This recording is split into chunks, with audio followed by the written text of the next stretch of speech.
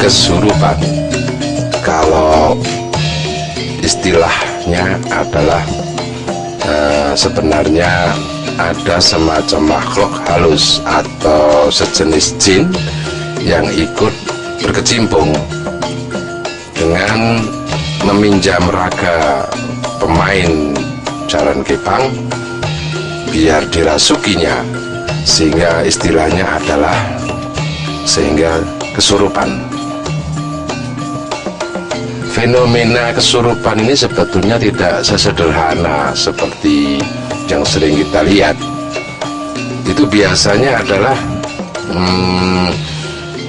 adanya makhluk-makhluk halus yang ada di sekitar pertunjukan. Ini selalu ada, dikarenakan setiap event kegiatan kuda lumping ini para sesepuh atau penimbul ini biasanya melakukan ritual jauh hari sebelumnya. Itu biasanya juga dilakukan pada malam untuk istilahnya kelanuwun pada yang bau rekso. Nah, istilah bau rekso di sini adalah orang yang boleh dikatakan itu adalah makhluk halus yang biasanya usianya jauh lebih tua dibandingkan para penduduk yang ada di sekitar itu sendiri. Nah, para sesepuh ini biasanya ngobong kemenyan, kemudian minta izin supaya di dalam nanti melaksanakan pertunjukan jaran kepang tidak mengalami atau tidak diganggu begitu saja. Memang banyak kemudian pro kontra terhadap ritual ini.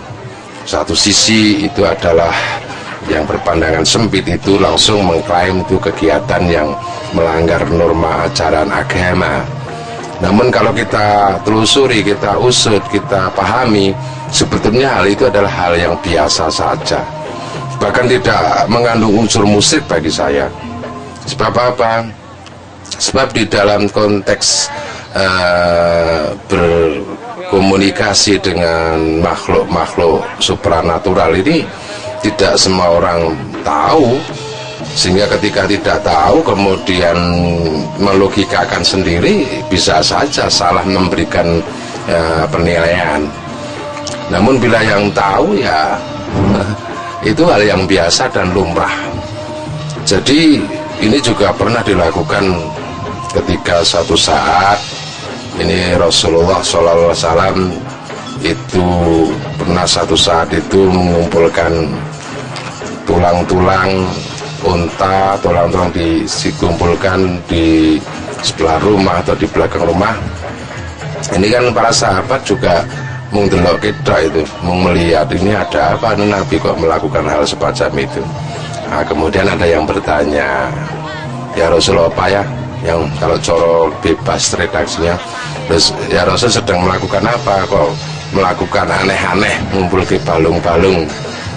Pada saat itu Rasul menjelaskan bahwa dirinya di Rasulullah itu adalah sedang melakukan sodakoh kepada jin.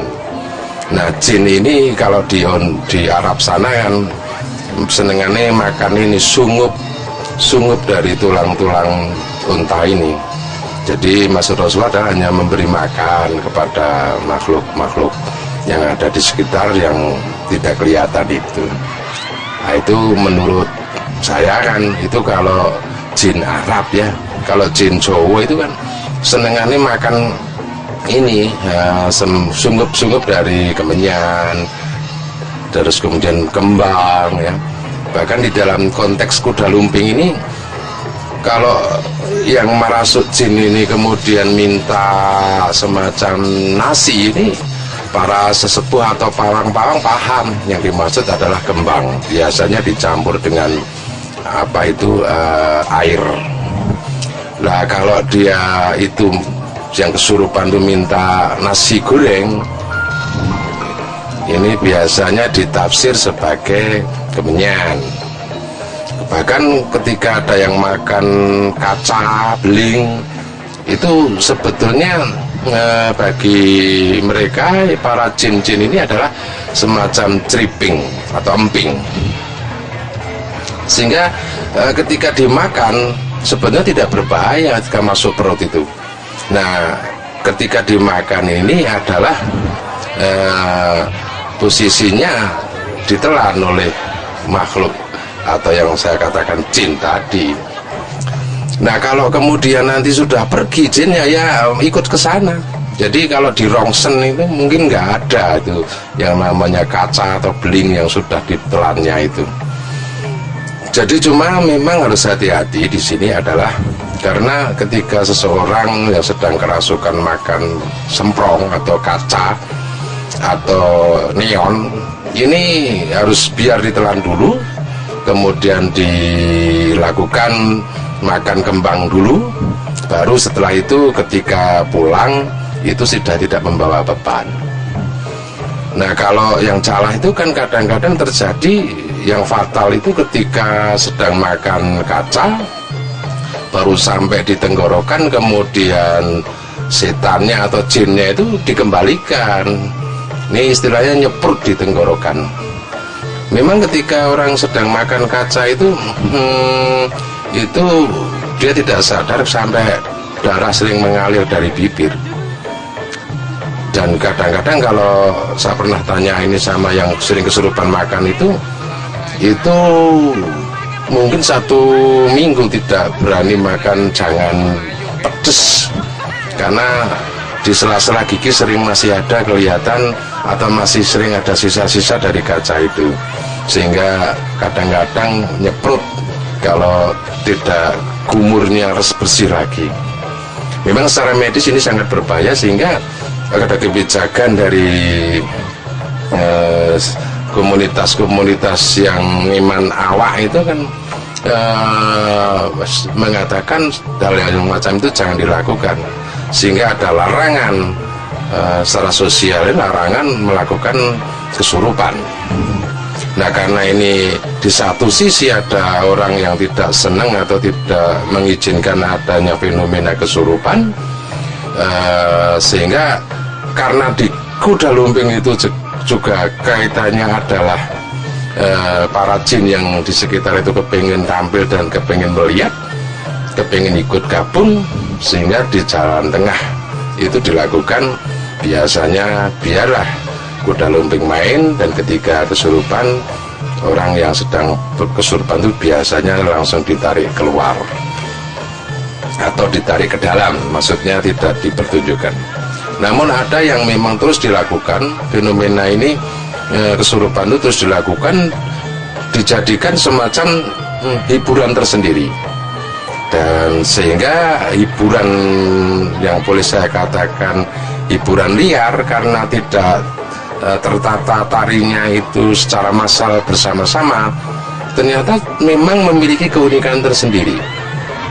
Seperti ketika bermain jogetan kesurupan, ini kadang-kadang malah justru nampak luas, sehingga tidak mustahil orang yang ketika tidak kesurupan tidak bisa menari, ketika kesurupan malah justru menarinya menarik. Nah, ini yang harus kita pahami bersama, bahwa yang namanya kesurupan itu tidak semua orang bisa, kan begitu. Sehingga ketika para penonton ini melihat fenomena kesurupan di dalam konteks pertunjukan jalan kepang, tidak perlu takut, sebab ada ritual-ritual tertentu ketika seseorang itu kesurupan, kan begitu. Biasanya orang yang kesurupan ini kan mengikhlaskan diri, raganya dipinjam oleh sebangsa kajiman tadi. Biasanya juga sesepuh juga ada semacam ritual kecil-kecilan untuk melakukan dibukanya beberapa hal yang ada menyangkut makhluk atau jin itu bisa merasuk ke tubuh pemain. Jadi seperti misalnya melalui tanggal lahir bisa, atau melalui ritual tertentu, maka hanya minum air ramuan yang sudah istilahnya jombat sapinya itu sudah dilakukan oleh sesepuh, diminumkan juga bisa dilakukan dari berbagai cara. Ada yang sampai kungkum supaya bisa kerasukan. Jadi kalau diusut-usut orang yang kesurupan dan yang dipinjami raganya ini sebetulnya sudah ada semacam kontrak ya, kontrak tersendiri. Jadi setannya itu yang masuk ke raga itu biasanya ya itu aja. Nah, saya berani mengatakan bahwa yang merasuk itu adalah bangsa jin, itu sebab jin itu kan memiliki fisik yang agak berbeda dengan manusia. Biasanya jin-jin ini kan agak sedikit cacat fisiknya itu, sehingga ketika kita melihat fenomena kesurupan itu bisa dilihat ada yang jari tangannya itu ada sedikit cacat atau ada cacat-cacat di daerah bagian tertentu. Namun demikian, ini yang kesurupan seperti ini sebagai juru syuting dan kulino main di kuda lumping, saya itu sering mengamati juga. Kadang-kadang orang yang kesurupan ini 1/4 jam mampu atau tidak berkedip. Ini berarti memang jin betul ya. Dan biasanya dicek komunikasi juga agak sulit, sebab ada di sana di konteks dunia kajiman ini kan istilahnya harus bisa mampu menjaga rahasia aibnya mereka, sehingga ketika ditanya ya sasak susu, rata-rata nggak jujur. Persoalannya karena harus mampu menyembunyikan identitas mereka supaya identitasnya itu terjaga, tidak dilihat atau diketahui oleh manusia, ya, sehingga manusia mampu mencari titik lemahnya. Namun secara umum biasanya jin-jin yang masuk di dalam jurusan kuda lumping ini adalah jin kelas-kelas bawah ya, artinya tingkatan anak-anak. Jadi ora beda menungso manusia ketika nyuwun sewu itu, ketika ada acara-acara hiburan, acara apa ini kan biasanya anak-anak kan datang, dan biasanya anak-anak itu kan yang diarahkan makanan. Jadi ketika ada pertunjukan jalan kepang, itu memang jin anak-anak ini kesempatan untuk bisa bergabung dan masuk pada raga seseorang itu, dan yang dicari pertama mesti istilahnya makanan ya. Ada makanan, kesempatan bisa minta rokok, ada kesempatan minta neon, ada kesempatan minta kelapa ya, dan seterusnya. Sebab biasanya manusia atau panitia ini sudah juga sedikit mempersiapkan sarana prasarananya di sana. Di dalam konteks seperti ini, kalau kita bisa ngamati dengan pandangan yang cukup, tidak usah diteropong jauh lebih ke sana, sebetulnya ada hal yang sangat-sangat bisa ditarik positifnya. Apa itu? Karena apa? Saya sering berpikir, jin-jin yang masuk meminjam raga manusia ini niatnya adalah kepingin menghibur atau mencari perhatian kepada penonton-penonton itu, sehingga aksinya mereka selain hobinya itu adalah memang menari jin, kan ada yang suka menari, ada yang suka mengaji, ada yang suka macam-macamnya kayak manusia ini, sehingga niat mereka itu yang menghibur dan berekspresi. Ini kan sebetulnya tidak salah atau hal yang positif, mengiati api kan. Malah kadang-kadang manusia ini sing kadang-kadang wis ora gelem joget, ora gelem menghibur sepada sesama, malah nyalah ke pertunjukan kan begitu. Sehingga kadang-kadang manusia yang kurang paham masalah ini adanya cuma mengkonter, dan kemudian justru kadang-kadang menentang. Nah, sebetulnya para jin yang sudah masuk ke dalam tubuh seseorang penari, kalau kita amati, selain tadi menghibur, ini juga bisa diatur sebetulnya.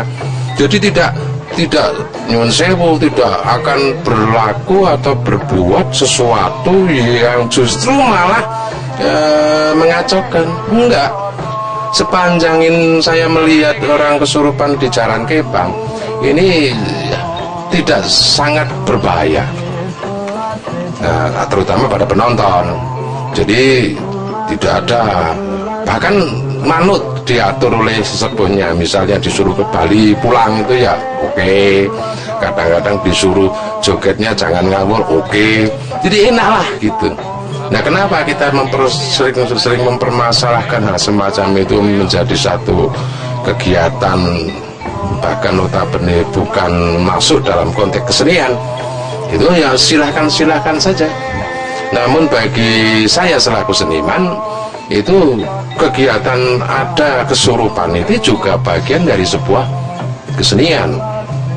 Jadi kesenian yang justru mungkin nantinya akan bisa diolah lebih jauh, lebih bagus. Sebab kalau kita amati, dari setiap orang yang kesurupan itu selalu taat dan patuh kepada sesepuh atau penimbul. Kalau ini nanti dimanage sedemikian rupa, orang yang kesurupannya itu adalah bisa akan menjadi sebuah hiburan pula yang sangat unik dan menarik. Ya, ini kalau kita berpikiran positif, itu insya Allah nanti akhirnya positif. Tapi kan sementara ini kan banyak orang yang kurang paham, atau mungkin sengaja, atau mungkin kadang-kadang orang tidak paham terhadap aksi kesurupan itu sudah komentar lebih dulu, apalagi digabung-gabungkan dengan kegiatan yang dia yakini, yang dia, bagi saya ini hal yang terburu-buru ya, terburu-buru. Oke lah, kita amati di dalam kesenian kesurupan ini bisa dijadikan semacam komoditas dalam berkesenian. Artinya kadang-kadang ketika sebuah permainan yang perlu persiapan lebih jauh ini, ada maca, ada belum muncul atau belum siap, gerakan-gerakan atau ritual-ritual tertentu bisa dilakukan. Terjadilah yang namanya kesenian dengan model kesurupan, di mana kesurupan itu memang semacam kayaknya sekilas itu adalah kegiatan tari yang liar. Namun itu tidak mustahil dilakukan menjadi hal bagian yang include dengan kesenian yang pakem. Kalau kita melihat bahwa kadang-kadang di dalam berkesenian kesurupan ini, jin-jin yang masuk itu macam-macam. Ada jin yang lucu, ada jin yang menakutkan dan sebagainya. Padahal itu semuanya adalah semacam fragmen. Saya hanya ingin mengatakan bahwa ternyata di dalam berkesurupan itu semua konteksnya adalah menari dan sesuai dengan tabuhan yang diiringinya. Oleh karena itu tidak ada hal yang perlu diperdebatkan, tidak ada hal yang perlu dipermasalahkan sampai menyimpulkan bahwa kesurupan adalah sangat berbahaya. Makanya saya ingin mengatakan, kalau kita melihat fenomena yang terjadi di Temanggung, berbagai aksi kesurupan ini hampir saya katakan tidak ada yang berbahaya. Itu hal-hal yang biasa, dan itu hal-hal yang wajar, dan justru menjadi kesan-kesan tersendiri di dalam konteks kesenian. Meskipun demikian, saya juga sependapat ketika kita menguji sebuah tarian atau menguji sebuah kesenian, itu ukurannya adalah penataan penari yang bagus. Sementara di dalam berkesenian model kesurupan ini memang terkesan hanya semacam hiburan yang sedikit dikatakan norak, namun menjadi hiburan yang sangat menarik. Biarlah para jin ikut menghibur manusia sesekali di dalam konteks berkesenian Jaran Kebang.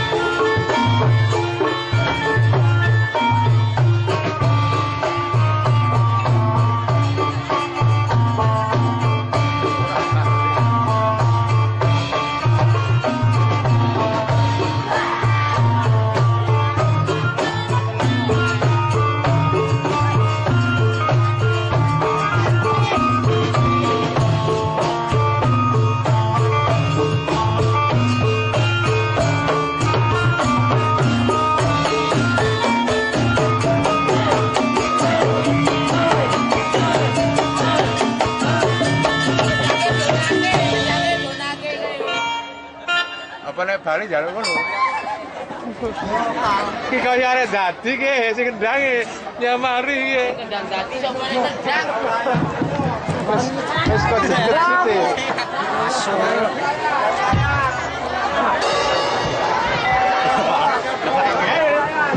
Jangan sing yo kurang e. Jangan sing yo kurang.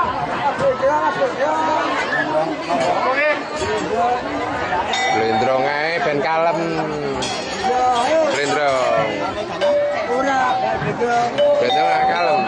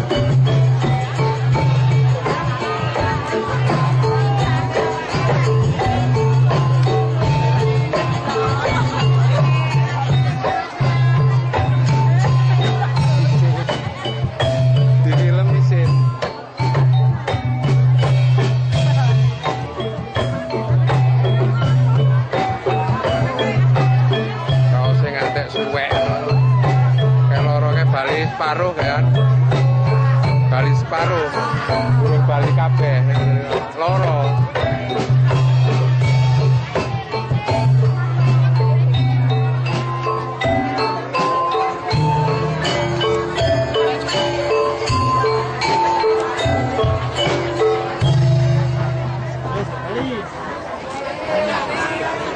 Ada bali saiki pas sesuk. Oh, ngenteni kancane sih. Keri ya.